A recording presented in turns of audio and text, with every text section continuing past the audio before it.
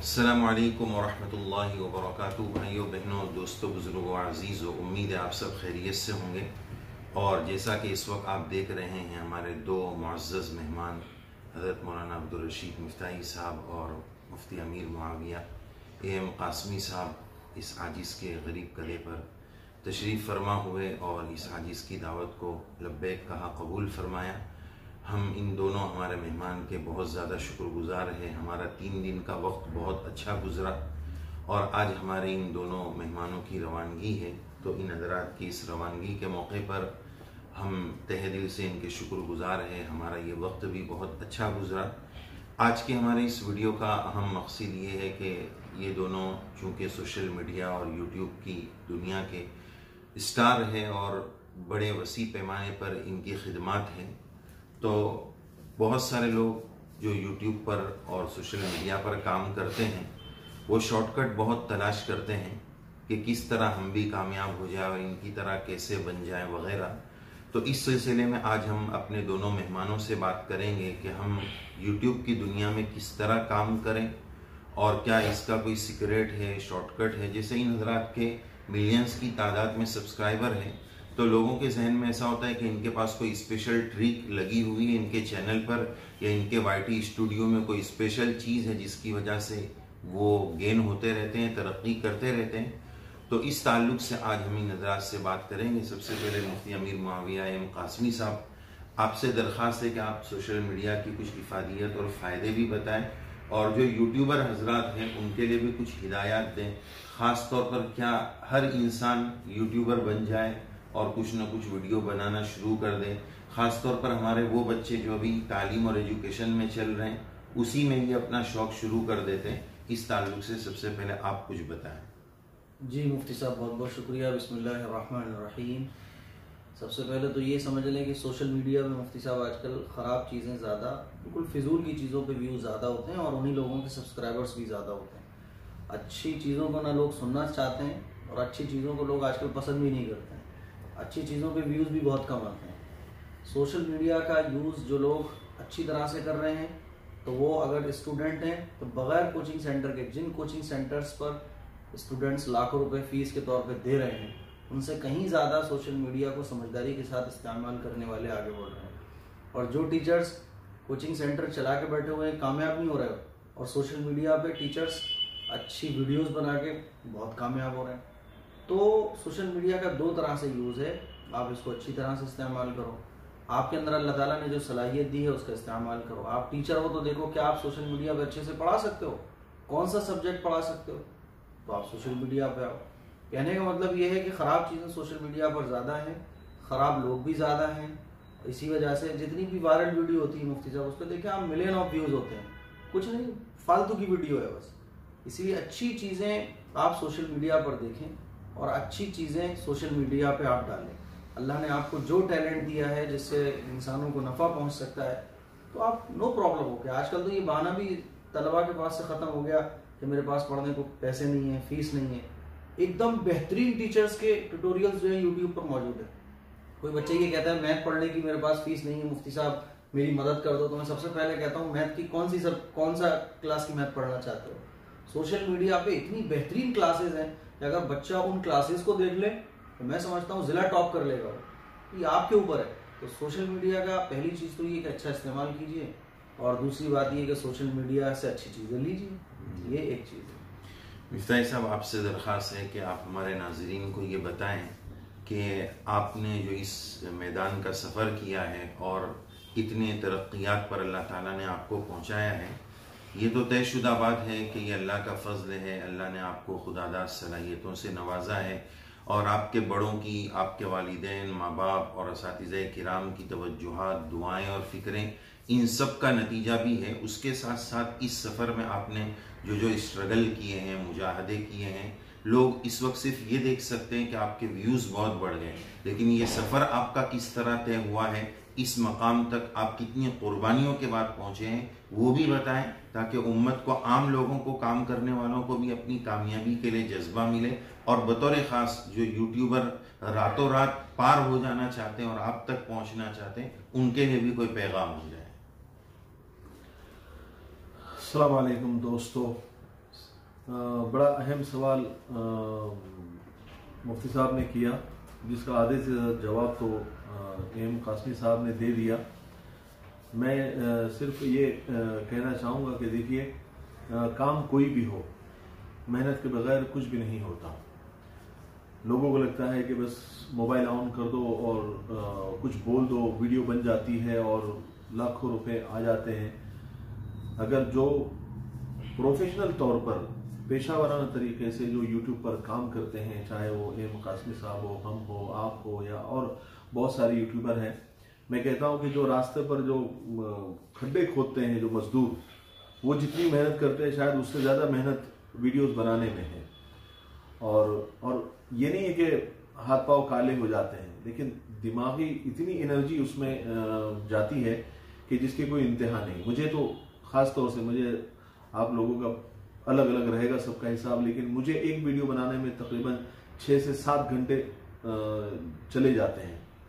कि सबसे पहले तो टॉपिक लेना, फिर उसके ऊपर कंटेंट तैयार करना, और फिर ऐसा कंटेंट तैयार करना कि जो उस टॉपिक से रिलेटेड हो, लोगों को पसंद भी आए, लोगों को अच्छा भी लगे, लोगों को सीखने को भी मिले। फिर उसकी वीडियो रिकॉर्डिंग करना, फिर एडिटिंग करना, फिर उसको अपलोड करना, थंबनेल बनाना, ये सारी चीज़ें एक मेहनत चाहती है ना। तो ये है कि आप काम अगर YouTube पर करना चाहते हैं तो आप समझ लें कि आप कमर कस लें कि ये बड़ा यानी कठिन रास्ता है, और फिर इसमें आप कामयाब होंगे नहीं होंगे ये तो अल्लाह जानता है, लेकिन यह है कि मेहनत करने वालों को अल्लाह ताला एक ना एक दिन कामयाबी ज़रूर दे देता है। और हमको भी जो थोड़ी बहुत कामयाबी मिली है वो ऐसा नहीं है कि झटके में मिल गई, या किसी ने कोई छड़ी घुमा दी, या फिर कोई हैशटैग हमको मिल गया, या कोई ट्रिक हमको मिल गई, बस ऐसा नहीं है।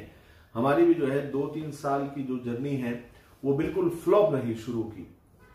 मैं दिन भर, मुझे तो वीडियो बनाना नहीं आते थे, तो दिन भर वीडियोस मैं बनाता था, पूरा दिन चला जाता था।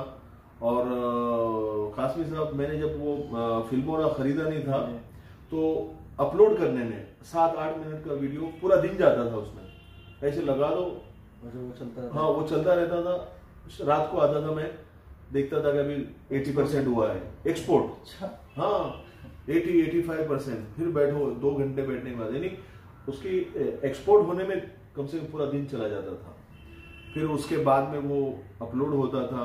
अपलोड होने के बाद में 1 महीने के बाद जब उसको देखो तो 100 व्यूज, 125 व्यूज ऐसे बड़ी मुश्किल से आते थे। वो भी सोर्स उसका यूट्यूब नहीं था, वही हम कहीं किसको शेयर कर रहे हैं, व्हाट्सएप पर कर रहे हैं, कहीं स्टेटस पर लगा रहे हैं, घर वालों को बोल रहे हैं कि देखो जरा, है ना। और कई मरतबा ऐसे ये डाउनफॉल भी आए कि छोड़ दो यार, ये अपने बस की बात नहीं है, ये मौलवी लोगों का काम नहीं है, ये जो हो गए आगे। लेकिन ये है कि तसलसल के साथ काम करते रहे और एक सिलसिला, एक मेहनत का चलता रहा, तो अल्लाह ताला भी एक मौका जरूर देता है। किस्मत कहते हैं लोग, किस्मत बोले तो अल्लाह ताला, किस्मत सबको एक मौका देती है। तो ऐसे ही यूट्यूब भी सबको एक मौका देता है, उसके एक आध वीडियो वायरल कर देता है, लोगों को बता देता है उसका टैलेंट। ये मैं सबको बोलता हूँ, यूट्यूब सबको मौका देता है। उसकी एक ना, कोई भी आप चैनल देख लो, चाहे 5000 10,000 सब्सक्राइबर, एक वीडियो उसका वायरल जरूर रहता है। लेकिन जो वो वीडियो वायरल होता है उसके बाद वो रिदम को पकड़ना पड़ता है। वो रिदम को अगर आपने पकड़ लिया और आप चलते रहे कि बस अब ऐसे ही कंटेंट मुझे करना है, ऐसी मेहनत करना है। तो जब मेरा पहला वीडियो वायरल हुआ था तो मैंने वो रिदम, आप समझ लीजिए कि आज तक टूटने नहीं दिया। उसके बाद फिर मैं मुसलसल करता रहा। उससे पहले जो 2-3 साल थे वो मैं कभी करता था, कभी नहीं करता था, कभी महीना, 2 महीने, 3 महीने।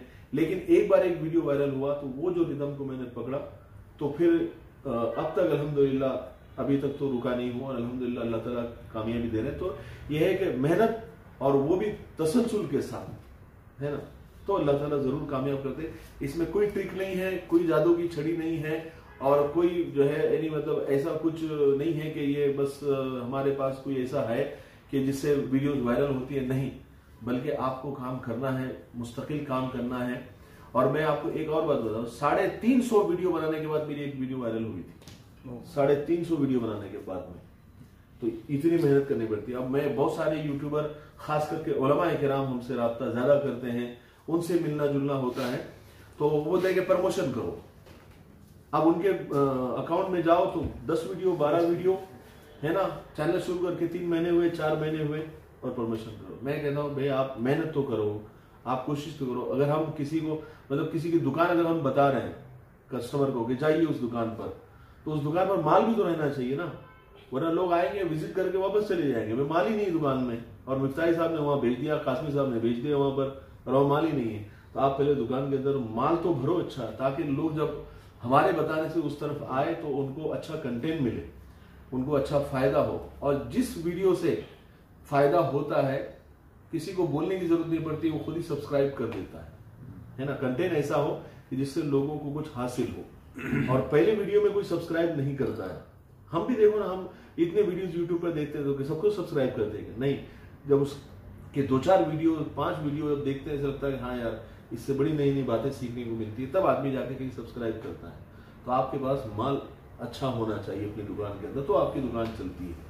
वैसे भी दुनिया का उसूल है, आपको दुकान खोलना है तो आपको माल भरना ही पड़ता है, जो चले वो भी न चले वो भी आपको बताना पड़ता है कि मेरी दुकान में देखो पूरा माल फुल है, तब कस्टमर को अट्रैक्ट करता है। सेम ऐसे ही मैं समझता हूँ कि आपके चैनल पर खूब मटेरियल होना चाहिए हर तरह का, आपकी प्लेलिस्ट एकदम जबरदस्त और मजबूत होनी चाहिए, ताकि लोग उसके अंदर जाए और देखें तो उसको लगे कि यार यहाँ बहुत काम की चीज है, और हर तरह का माल, बल्कि माल नहीं मॉल है ये, तो फिर वो जो है माशाल्लाह चैनल ग्रो हो ही जाता है। और ये जो कल आपने एक बात बताई थी कि आपका कंटेंट आप पूरा लिखते हैं, हाँ। और उसके इतने पेज जमा हुए, वो जो कल आप बात बता रहे थे, वो नाजरीन के लिए मैं समझता हूँ कि आपकी मेहनत, यानी इस मैदान में मेहनत कैसी होनी चाहिए, उससे शायद इनको ज्यादा फायदा। हाँ बिल्कुल। मैं कल हमारी ऐसी बात चल रही थी तो मैंने बताया कि मैंने जो पहला वीडियो बनाया था, चाहे वो शॉर्ट हो चाहे लॉन्ग वीडियो हो, मेरे पास आज भी पूरा लिखा हुआ है,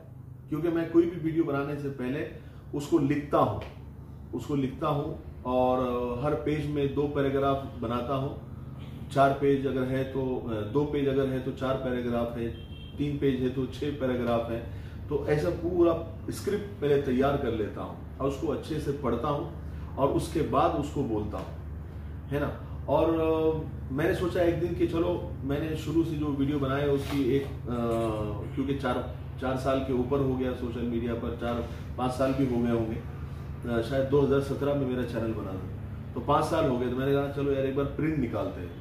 तो मैंने प्रिंट निकाला तो तकरीबन इतना 2500 के करीब वो पेज निकले, इतना लिखा हुआ मेरे पास। हर वीडियो चाहे शॉर्ट वीडियो है लिखा हुआ है, और उसका वीडियो भी मेरे पास है, चैनल पर नहीं, चैनल पर तो है ही, लेकिन मेरे जो है यानी जो ड्राइव में, हार्ड ड्राइव में, वो अभी भी मौजूद है। हर चीज महफूज है। अगर मैं चाहूँ उसको दोबारा बनाने को तो मैं हर वीडियो दोबारा बना सकता हूँ, या उसमें कुछ तब्दीली करके बना सकता हूँ। तो मैं खुद जब 2500 जब पेज आ गए प्रिंट हो गई तो मेरे को ताज्जुब हुआ कि इतना मैंने लिखा। यानी मैं खुद ही अपना खुद साख्ता मैं सहाफी खुद को महसूस करने लगा कि एक आध अवार्ड ला के मैं ही खुद को दे दूं कि माशाल्लाह मैंने भी जो है बहुत लिखा है। हालांकि कोई लिखने का कोई कलम कार नहीं हूं मैं, लेकिन फिर भी मैंने लिखा। लिखने का कोई शौक भी नहीं था, कोई ज़ौक भी नहीं था, लेकिन बस वो काम करते गए और लिखते गए, इतना मवाद जमा हो गया कि उसकी यानी अगर किताब बनाई जाए तो 2-4 जिल्दों में तो आराम से बन जाएगी। मैं भी यही अर्ज करने जा रहा था कि अगर इस पर मुस्तकिल किताब बन जाए तो शायद बहुत सारे यूट्यूबर्स को बहुत ज़्यादा फ़ायदा हो जाए। मिफ्ताही साहब की जो ख़ास तौर पर शॉर्ट्स वीडियो चलती है तो बहुत सारे लोग उसकी कॉपी करते हैं, बाद लोग स्टाइल्स की भी कॉपी करते हैं और बाद लोग कंटेंट और मवाद की भी कॉपी कर लेते हैं। तो बहुत सारे लोग जो यहाँ से फ़ायदा उठा सकते हैं, इसलिए हम आपसे ये भी दरख्वास्त करेंगे कि उसको छाप ही दिया जाए। बिल्कुल मैं तैयार हूँ। अगर कोई फाइनेंसर तैयार है तो मैं तैयार हूँ। इसके लिए तो यूट्यूबर को ही फाइनेंसर बनना पड़ेगा। हाँ जी। और मुफ्ती साहब आपसे सवाल ये है कि आपकी ये जो जर्नी है उसमें कामयाबी का क्या राज है, खास तौर पर मिफ्ताही साहब से हटकर आपकी एक तरतीब, चूंकि मसले मसाइल की, हमारा चैनल भी चूंकि आसान दीन का है, तो मैं ये चीज़ अपने सीखने के लिए पूछ रहा हूँ कि उमूमन इस्लामिक बातों की तरफ लोग कम आते हैं, खेल कूद हंसी मजाक उधर ज़्यादा जाते हैं। फिर इस्लामिक बातों में भी अगर कोई मसले मसाइल की बात हो तो उसकी तरफ दूसरी बातों की बनिस्बत और लोग कम जाते हैं। तो आपने मसले मसाइल ही को बुनियाद बनाया और इतनी पब्लिक आपसे जुड़ी, तो इसमें तरक्की का क्या राज है? जैसे कि मुफ्ताई साहब की मेहनत है, उनकी अपनी अलग नौइयत की मेहनत है। मैंने भी बस ऐसे कुछ किया। जब एक चैनल था, मुफ्ताई साहब एक चैनल है, मैं उसका नाम नहीं ले रहा हूँ, वो वजीफ़ों का चैनल है, बहुत बड़ा चैनल है। मैं जैसे कभी भी जैसे अपने रिश्तेदारों में जाता था तो उन लोग उसी की वीडियो देख रहे होते थे, क्योंकि उस टाइम ना आप थे, ना मैं था, ना मुफ्ती साहब, कोई भी नहीं था। 2000 फरागत के बाद 2016-17 में तो मैं जब भी जाता था तो लोग यार ये वजीफ़ा कर लें, यार तो बड़ा ख़राब है। मैं उसके सब्सक्राइबर देखता था तो 5 मिलियन। तो मैं ये सोचने लगा यार जब ये इतनी ख़राब चीज़ें बता रहा है तो क्यों ना एक अच्छी चीज़ लोगों को पहुँचे। तो वहाँ से एक आइडिया है कि लोगों को मैं ठीक बात बताऊँ। तो मैंने शुरू किया। अब मुझे पता तो था नहीं कि क्या है। तो बहरहाल फजर बाद जैसे आपने बोला, तो फजर बाद मेरे जो है वो सीखने का मसला शुरू होता था कि ये क्या है, गूगल से, विकीपीडिया, ये सारी चीज़ों से कि इसके पीछे क्या है, ये कैसे, सारा सीख लिया मैंने। सीखने के बाद फिर आड़ा टेढ़ा शुरू किया।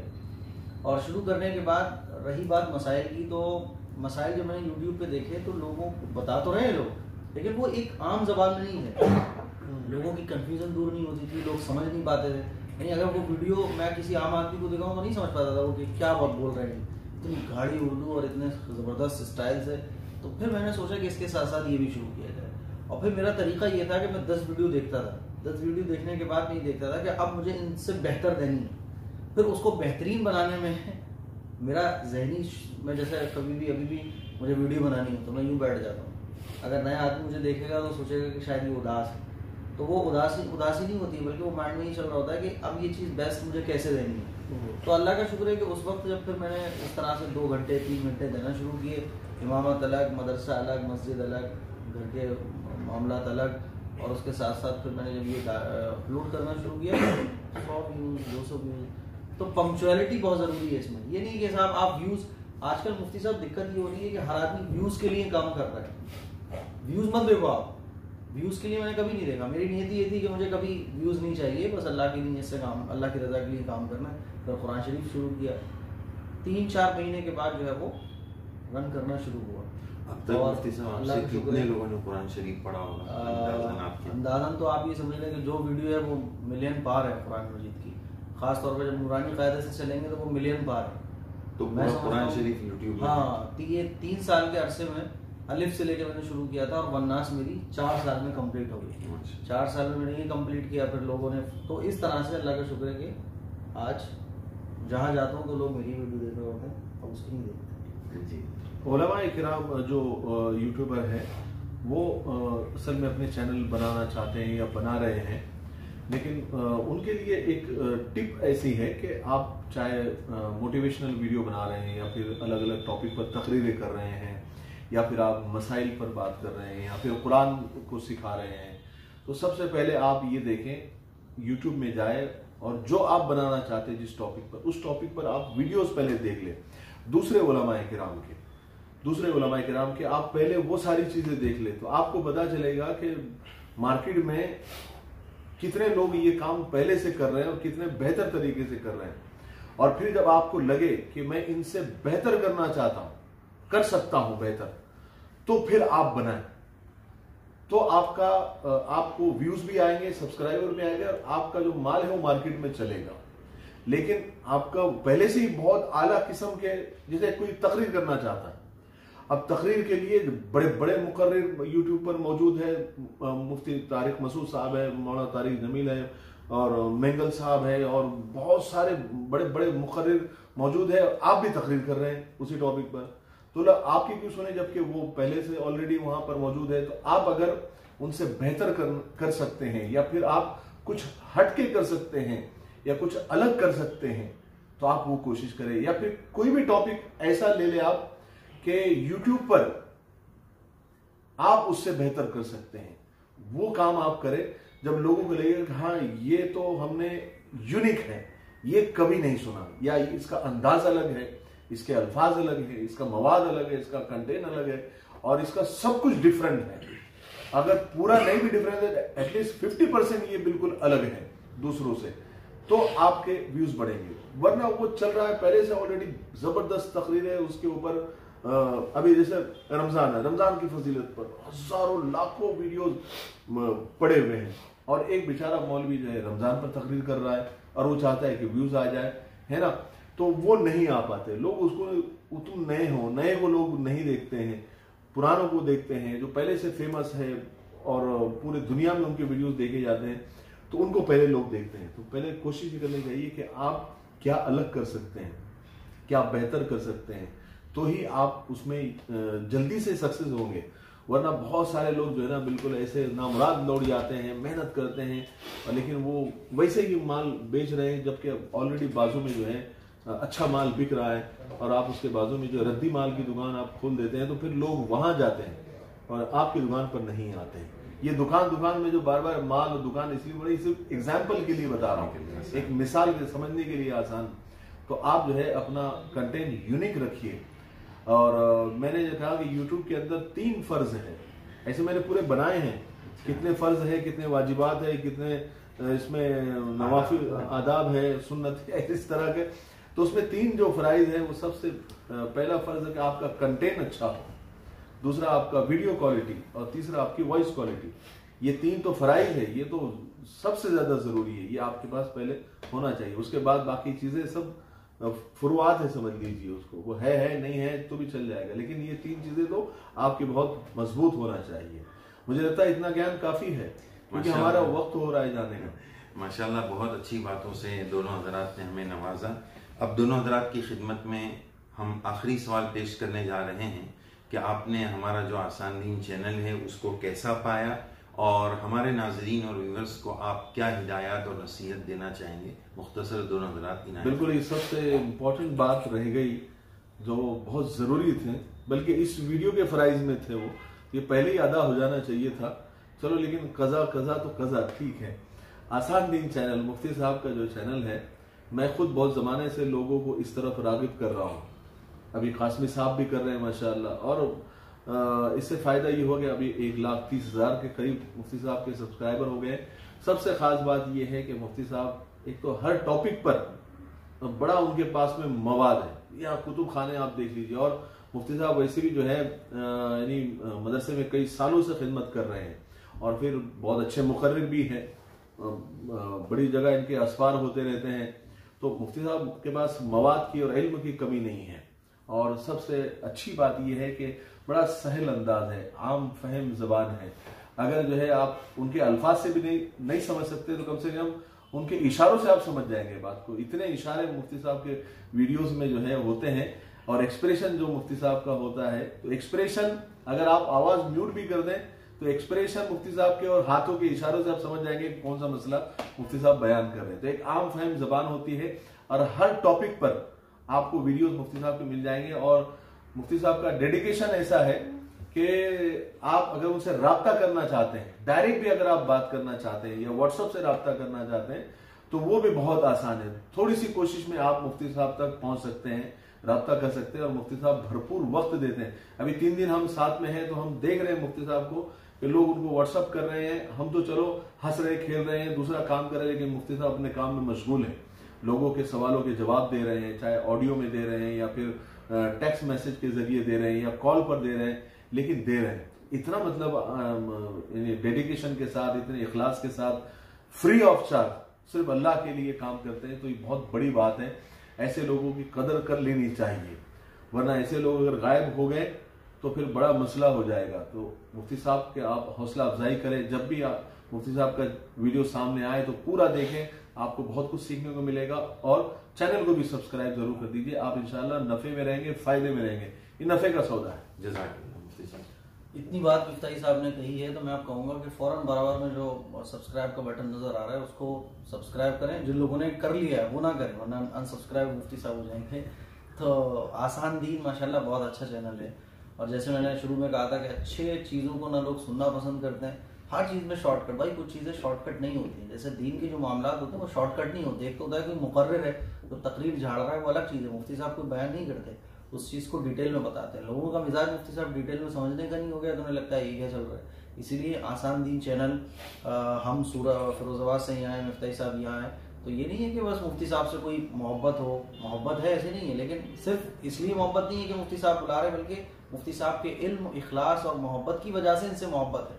और इस जो चैनल को हम प्रमोट करते हैं, इसकी वजह यही है कि हम हमेशा अच्छी चीज़ों को, और ये तो बेहतरीन चीज़ है, अच्छी भी नहीं है, इसीलिए अपने घर पे सबको दिखाएं और मियाँ बीवी आपस में बैठ के देखें, घर पे LED सबके आएँ, बैठ के चलाएं और सबसे जो है सब्सक्राइब करवाएं चैनल को, ताकि मुफ्ती साहब का जो बयान है, जो चीज़ें हैं, वो ज़्यादा से ज़्यादा लोगों तक। जज़ाकल्लाह, बहुत बहुत शुक्रिया।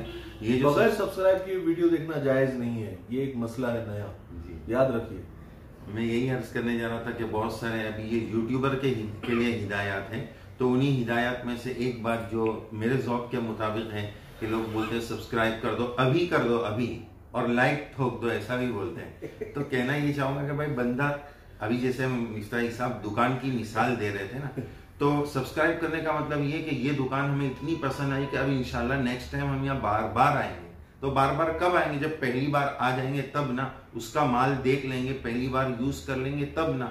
तो ये जो यूट्यूबर का स्टाइल होता है ना कि अभी वीडियो शुरू हुआ और शुरू में बोलते हैं लाइक ठोक दो। लाइक का मतलब क्या होता है? पसंद आना।